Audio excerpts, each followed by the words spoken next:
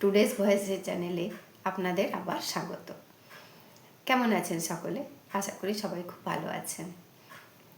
দেশের যা অবস্থা, এই নিয়ে একটা ভিডিও রিসেন্ট কিছুদিন আগে আমি করেছিলাম। আজকে বলতে পারেন সেই সূত্র ধরেই আমার আজকের নতুন এই ভিডিও। এই যে আমরা দেখতে পেলাম কদিন আগে রথযাত্রা, লোকারণ্য, মহা ধুমধাম, না দেবতার রথযাত্রা না, দেবতার রথযাত্রা হতে আর কিছুদিন বাকি আছে। এই গ্রীষ্মকাল পেরোলে আষাঢ় মাসে হবে দেবতার রথযাত্রা। এটা আমাদের দেশের যারা জননেতা বলবো তাদের রথযাত্রা। খুব ধুমধাম করে রথযাত্রা পালন করা হলো, বের হলো রথযাত্রা, অনেক মানুষ দেখতে দেখতেও গেলেন। ব্যাপার হচ্ছে যে বর্তমান যা পরিস্থিতি, দেশের যা পরিস্থিতি, সেই পরিস্থিতি তো মোটেও ভালো নয়। এই পরিস্থিতিতে এই এত ধুমধাম, এত রথযাত্রা, সেটা যেন একটু কীরকম মনে হলো, দৃষ্টিকটু লাগলো। কেন কথাটা কেন বললাম? না, যে কোনো কর্মসূচি সেটা তারা নিজেদের মতো পালন করতেই পারেন, সেটা তো অবশ্যই ঠিক। কথাটা সেটা না, কথা হচ্ছে যে পরিস্থিতির বিচারে মনে হলো যে যেন ঠিক শোভা দিল না। কেননা এখন বর্তমানে ভারত যে পরিস্থিতির মধ্যে দিয়ে যাচ্ছে, সারা ভারতের চিত্রটা মোটামুটি একই। নানা জায়গায় এই যে এলপিজি সিলিন্ডারের যে ক্রাইসিস, মানুষ লম্বা লাইন দিয়ে দাঁড়িয়ে আছে, দিনের পর দিন দাঁড়াচ্ছে। একদিন লাইন দিচ্ছে, ফিরে আসছে, পাচ্ছে না, আবার পরের দিন গিয়ে লাইন দিচ্ছে। রীতিমতো রোদ বেড়েছে, তাপ বেড়েছে, তার মধ্যে মানুষকে গিয়ে নিয়ে লাইন দিয়ে দাঁড়াতে হচ্ছে। এবারে অনেকে বলবেন অযথা আতঙ্কিত। হ্যাঁ, কিছুটা হয়তো তাও মানুষ অযথা আতঙ্কিত, কিন্তু আতঙ্কের পরিবেশ তো তৈরি করা হয়েছে এবং কিছুটা তো রয়েছে। যাই হোক, তাহলে সেই পরিস্থিতিতে যখন আমরা দেখছি যে মানুষ এতখানি কষ্টে রয়েছে,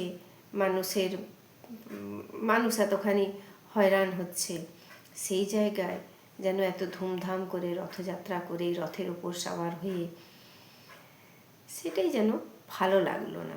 জিনিসটা মোটেও ভালো লাগলো না। জানি না, আমার ক্ষেত্রে মনে হচ্ছে, অনেকের ক্ষেত্রে ভালো লাগতেও পারে। দৃষ্টিভঙ্গি প্রত্যেকেরই আলাদা আলাদা। সেই জন্যই বললাম। আসলে আমাদের দেশে কি বলা হয়, অন্তত জেনে এসেছি সেরকমই, আমাদের দেশে বলা হয় জনতা জনার্দন। যেখানে জনতা জনার্দন, সেখানে দেশের নেতারা রথে সাওয়ার হন।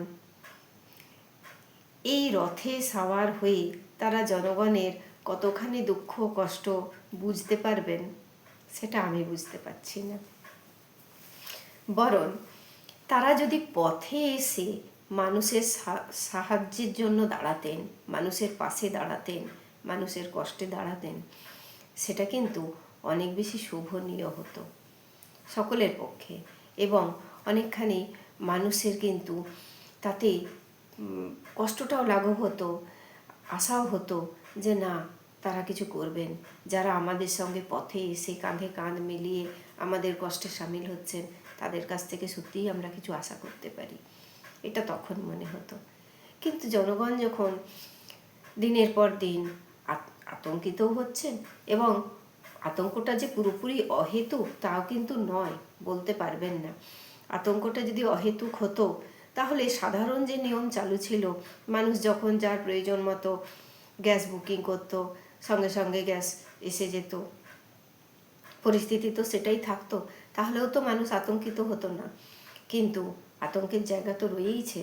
আমরা তো জানি, সবাই তো জানছেন যে এই যে ইরান স্ট্রেট অফ হরমুজ বন্ধ করে দিয়েছে, তো তার ফলে সেইখান থেকে যে পেট্রোল ডিজেল বলুন, এলপিজি গ্যাস বলুন, সেই সমস্ত সেই স্ট্রেট অফ হরমুজ দিয়েই বেশিরভাগ যাওয়া আসা করে, অন্তত ভারতের ক্ষেত্রে। তাহলে সেটাই যখন ইরান বন্ধ করে রেখেছে, তাহলে তার প্রভাব তো আমাদের দেশে অবশ্যই পড়বে। এইবার বলবেন যে না, আমাদের দেশের যারা রাষ্ট্রনেতা রয়েছেন তারা কি হাত পা গুটিয়ে বসে রয়েছেন? অবশ্যই না। তাহলে কি দেশটা চলতো? চলতো না। তারা কিছু ব্যবস্থা করছেন, করেছেন, অথবা তারা ব্যবস্থা করবেন, অবশ্যই করবেন দেশের মানুষের জন্য। তারা যদি না করবেন তো কে করবে? করবেন। সেই বিষয়ে কোনো রকম সন্দেহ নেই, সেটা আমরা আশা করতেই পারি। এবং এটা তারা আমাদের নিরাশ করবেন না, অতটুকু আমরা তাদের কাছে আশা রাখতেই পারি। এবং এই কথাটা কেন বললাম যে শোভনীয় নয়, দেশের মানুষের কষ্টের সময়, যেখানে এই এতখানি রোদ বেড়ে গেছে, এত রোদের মধ্যে গরমে মানুষ এক তো হচ্ছে চিন্তা ভাবনা, চিন্তায় রয়েছে, তারপরে কষ্ট করে দিনের পর দিন তারা গিয়ে লাইনে দাঁড়াচ্ছেন। সেটা তো বাড়ির জন্য। ধরুন 1 সিলিন্ডার গ্যাস কোনো রকমে কষ্ট করে জোগাড় করে নিয়ে এলে অন্তত কিছুদিন মানুষ নিশ্চিন্ত থাকতে পারেন। কিন্তু ভাবুন না সেই সব ছোটো ছোটো ব্যবসায়ীদের কথা, যারা ফুটপাতে স্ট্রিট ফুড তৈরি করেন, ছোট ছোট হোটেল চালান। তাদের কিছু কিছু তো আমরা তো দেখছি দেশ জুড়ে কিছু কিছু হোটেল তো প্রায় বন্ধ, অথবা বন্ধ হয়ে গেছে, কিংবা বন্ধ হওয়ার দোরগোড়ায় রয়েছে। তাহলে সেই সমস্ত ছোটোখাটো দোকান, হোটেল বা রেস্টুরেন্ট যাই বলুন, সেগুলো যদি বন্ধ হয়ে যায়, তাহলে সেই মানুষগুলোর যে জীবিকা, রুজি রুটি, সেটাই তো চলে যাবে। আর সেই মানুষগুলোর জীবিকা যদি বন্ধ হয়ে যায়, তাহলে তাদের উপর ডিপেন্ড করে আছে তাদের যে পরিবার, তাদের অবস্থাটা কি হবে? তাহলে যে দেশে এই রকম ক্রিটিক্যাল একটা সিচুয়েশান চলে, সিচুয়েশানের মধ্যে দিয়ে যখন চলে, সেইখানে এত আড়ম্বর, এত ধুমধাম করে নিয়ে রথযাত্রা, সেটা কি খুবই যুক্তিযুক্ত, উপযুক্ত, সময় উপযুক্ত কাজ যদি হয়, তাহলে তো কোনো প্রশ্নই ওঠে না। আজকে দেশের পরিস্থিতি যদি এরম না হতো, তাহলে তো এই প্রশ্নগুলো উঠতোই না। তাহলে তো ঠিকই আছে। প্রত্যেকে আমাদের পশ্চিমবঙ্গের নিরিখে বলি, বিধানসভা ভোট তো আসন্ন। তাহলে বিধানসভা ভোট যখন আসন্ন, ভোট যখন সামনে চলে আসবে, তখন বিভিন্ন রাজনৈতিক দল তাদের নানাভাবে কর্মসূচি পালন করবেন। এটাতে অসামঞ্জস্য কিছু নেই, এটা খুবই সাধারণ ব্যাপার। প্রত্যেকেই নিজের নিজের মতো করে কর্মসূচি পালন করবেন। অসামঞ্জস্যটা কোথায় মনে হচ্ছে? যে এই যে এত ধুমধাম করে নিয়ে তারা রথে চড়ে, রথে সওয়ার হয়ে মানুষকে দর্শন দিয়ে বেড়াচ্ছেন। তাহলে তারা যখন রথের ওপর থেকে দর্শন দিয়ে যাচ্ছেন, তখন মানুষ কি তাদের অভাব অভিযোগ সেইখান পর্যন্ত, তাদের কাছে পর্যন্ত পৌঁছে দিতে পারছে? তার জায়গায় তারা যদি পথে নেমে আসতেন, পথে এসে মানুষকে সান্ত্বনা দিতেন যে ভয়ের কোনো কারণ নেই, চিন্তার কোনো কারণ নেই, আমরা তোমাদের পাশে আছি, আমরা তোমাদের সাথে আছি, সেটা অনেক বেশি আশাব্যঞ্জক হতো। এটা আমার মনে হলো, জানি না আপনাদের কি মনে হচ্ছে। এই যে আজকের ঘটনাই বলি, আজকে যেটা টিভিতে বলুন, নিউজে বলুন, সব জায়গায় হেডলাইন যে আমাদের মাননীয় প্রধানমন্ত্রী ব্রিগেডে আজকে সভা করলেন, তাতে প্রচুর জনসমাগম হলো, আমরা দেখলাম। তার কিছু ভালো দিক অনেকেই বললেন, এত মানুষের জনসমাগম অনেক আশার আলো তিনি দেখিয়েছেন, ভালো কথা। যদি সেসব পূর্ণ হয় তাহলে অবশ্যই ভালো কথা। এরপরের যে চিত্রটা, সেই চিত্রটা হচ্ছে যে এই যে এত এত মানুষ সেখানে গেল, তাদের খাওয়া দাওয়ার ব্যবস্থা হলো। সেই খাওয়া দাওয়া তৈরি করার জন্য প্রচুর পরিমাণে রান্নার গ্যাস ব্যবহার করা হলো, প্রচুর রান্নার গ্যাস। 1 লক্ষ 1.5 লক্ষ যাই হোক মানুষের যদি রান্না হয়, খাবারের ব্যবস্থা হয়, তাহলে কত পরিমাণে রান্নার গ্যাসের প্রয়োজন পড়ে সেটা নিশ্চয়ই আমাকে আপনাদের বলতে হবে না। প্রচুর প্রয়োজন পড়ে, সেখানে কিন্তু যোগান তাদের হয়েছে, সেই ব্যবস্থা হয়েছে। আর অন্য দিকের ছবিটা হচ্ছে যে সাধারণ মানুষ একটা সিলিন্ডার নিয়ে একদিন ঘন্টার পর ঘন্টা লাইনে দাঁড়িয়ে থেকে যখন পাচ্ছে না, সে ফিরে আসছে, তারপরে পরের দিন আবার গিয়ে তাকে লাইন দিতে হচ্ছে। সেই জন্যেই এই জিনিসটা বোধহয় এত, আমি জানি না সকলকে কিনা, আমাকে ব্যথা দিয়েছে, কষ্ট লেগেছে যে এই যে এতখানি রান্নার গ্যাসের এক জায়গায় সাপ্লাই, সেখানে সব কিছু ব্যবস্থা ঠিকঠাকভাবে হচ্ছে, অথচ সাধারণ মানুষের ক্ষেত্রে সেটা হচ্ছে না। এই এই জন্যই ব্যাপারটা যেন একটুখানি বেদনাদায়ক হয়ে গেল, শুধুমাত্র এইটুকু কারণ। আমাদের দেশের নেতৃত্বের কাছে আমাদের এইটুকুই আশা, বা এইটুকু আশা তো আমরা জনগণ হিসেবে করতেই পারি, যে পরিস্থিতি যেরকম হবে পরিস্থিতির উপযুক্ত ব্যবস্থা তারা করবেন। এবারে তাদের ক্ষেত্রে বলি, বা তাদের যারা সাপোর্টার রয়েছেন, অবশ্যই যারা দেশের শাসন ক্ষমতায় রয়েছেন তারা এই জায়গার থেকে দেশকে অবশ্যই বের করে নিয়ে আসবেন। হয়তো তারা অনেক পদক্ষেপ তো অলরেডি করেওছেন, আশা করি ভবিষ্যতে আরও কিছু পদক্ষেপ নেবেন, যার ফলে আমাদের দেশের পরিস্থিতি বদলাবে, আবার আগের মতো পুনরায় যেরকম ছিল সব কিছুই ঠিকঠাক হয়ে যাবে। সেই কাজ তারা অবশ্যই করবেন, কিন্তু সেটা তো তখন যখন সব ঠিকঠাক হয়ে যাবে সেটা করবেন। বর্তমান যে পরিস্থিতি, আজকের দিনের যে পরিস্থিতি, সেই আজকের দিনের পরিপ্রেক্ষিতে আমি বললাম যে এই জিনিসটা যেন ভালো লাগলো না, এতটুকুও শোভন লাগলো না। বরং যারা আমাদের সঙ্গে পথে এসে আমাদের সহযোগিতার হাত বাড়িয়ে দেবেন, সেটাই আমাদের কাছে বেশি যুক্তিযুক্ত মনে হবে। তাদের কাছেই আমাদের মনে হবে যে না, তারাই বোধহয় আমাদের আশাটা পূরণ করতে পারবেন। কেননা এই এখন তো যেহেতু ভোট এসে গেছে, একেবারে দোরগোড়ায়, বলতে গেলে দোরগোড়ায় ভোট কড়া নাড়ছে, আজ বাদে কাল নির্বাচন শুরু হয়ে যাবে। এই পরিস্থিতিতে এখন আমরা সোশ্যাল মিডিয়ায় তাকালে নানাভাবে নানাজনের পোস্ট দেখতে পাচ্ছি। একজন এক এক রকম বলছেন, কেউ এর তরফে বলছেন, কেউ ওদিক তরফে বলছেন, নানাজন বলছেন।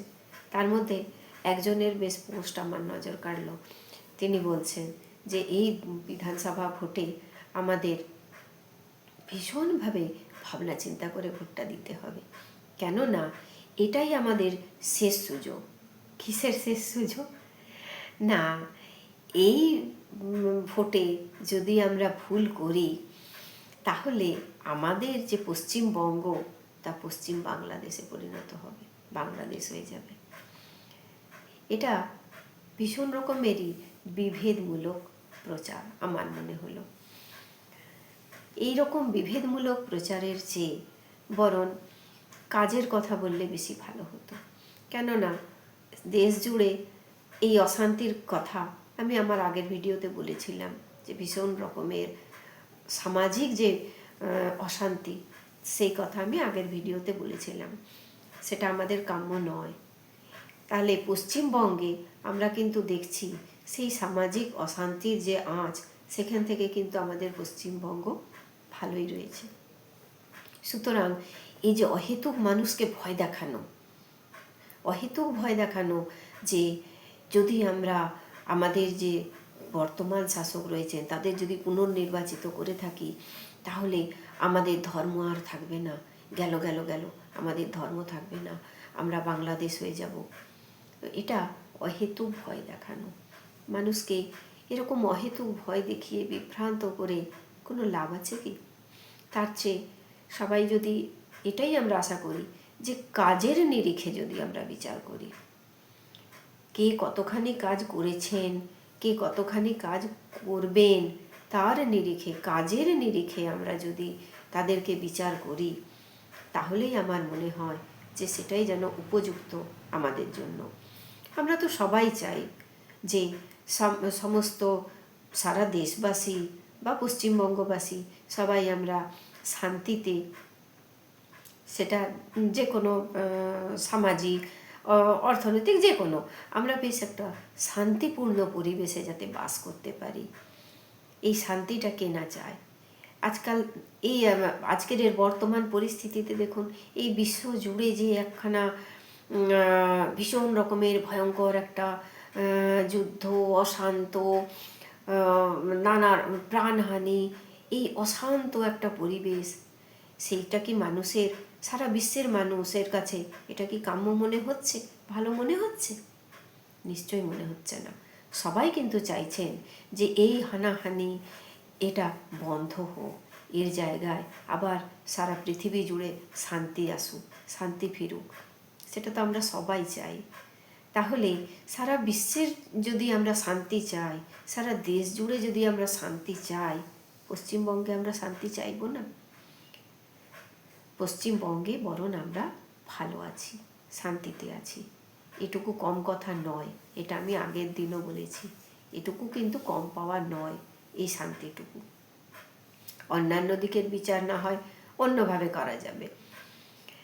তাহলে এই যে পোস্ট, তার নিরিখেই কথাগুলি বললাম, যে বিভেদমূলক মানুষকে শুধু শুধু এরম বিভ্রান্ত করা, ভয় দেখানো, এটা না করে বরং কাজের বিচারে আমরা আমাদের যারা শাসক তাদের আমরা বেছে নিই, তাদের আমরা নির্বাচিত করি। সেটাই বোধহয় আমাদের পশ্চিমবঙ্গবাসীর জন্য বেশি উপযুক্ত হবে। যাই হোক, আজকের অনেক কিছু বকবক করলাম। বলার উদ্দেশ্য একটাই ছিল যে এই যে রথযাত্রা উপলক্ষে এত কিছু মহাসমারোহ, তার জন্যই এতগুলো কথা আমি বললাম। জানি না কথাগুলো আমার বলা ঠিক হলো না ভুল হলো। যদি আপনারা মনে করেন যে আমার হয়তো এই জিনিসটা নিয়ে বুঝতে কিছু ভুল হয়েছে, আপনারা কমেন্ট করে আমাকে সেই আমার ভুলটা ধরিয়ে দেবেন। আমার ভালো লাগবে। ভুল তো মানুষ মাত্রই হতে পারে, আমার থেকেও ভুল হতে পারে। যদি আমি কোনো ভুল করে থাকি তাহলে আপনারা আমাকে কমেন্ট করে আমার ভুলটা ধরিয়ে দেবেন। আর যদি কারোর মনে হয় যে না, হয়তো কোনো জায়গায় আমি ঠিক বলেছি, আপনারা যদি আমার সাথে একমত হন তাহলে ওইটুকু আমাকে জানিয়ে দেবেন। তাতেও আমার বুঝতে সুবিধে হবে যে না, হয়তো আমি ঠিকভাবেই চিন্তা ভাবনা করেছি। যদি আমার এই ভিডিওটা আজকের আপনাদের ভালো লেগে থাকে তাহলে প্লিজ একটা লাইক করে দেবেন। আর যদি মনে হয় যে এরম আমার ভিডিওতে আমি যদি এরকম আলোচনা করি বা আমার যে মতামত বা আমার যে চিন্তা ভাবনা আপনাদের সাথে একটু শেয়ার করে নিই, তাহলে আমার চ্যানেলটা সাবস্ক্রাইব করে নেবেন। ঠিক আছে, আজকে আর বেশি বকবক করব না। আপনারা ভালো বলবেন না তাহলে যে বড্ড বেশি বকবক করছে।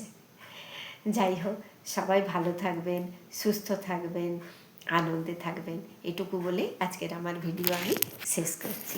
ধন্যবাদ।